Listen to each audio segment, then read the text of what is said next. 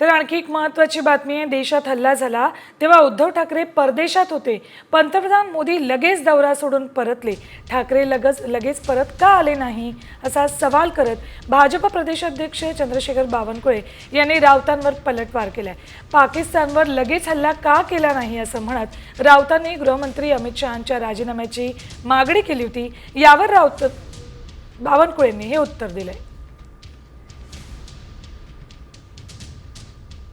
प्रधानमंत्री सर्वपक्षीय बैठकीला उपस्थित न राहता त्यांची जबाबदारी होती विरोधी पक्ष काय बोलतो हे, पण ते पूर्वनियोजित कार्यक्रम त्यांनी रद्द नाही केला। ते बिहारच्या निवडणूक प्रचाराच्या सभेला गेले।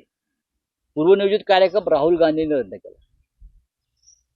अमेरिकेतून आले, काश्मीरला गेले, सर्वपक्षीय बैठकांना उपस्थित राहिले। याला म्हणतात कार्यक्रम रद्द करणं आणि मौन बाळगणं किंवा दुःख बाळगणं। तुमचे नेते लंडनमध्ये स्वतःच्या परिवारासोबत बसून ट्यूट करतायत, ट्विट करताय। आले का वापस?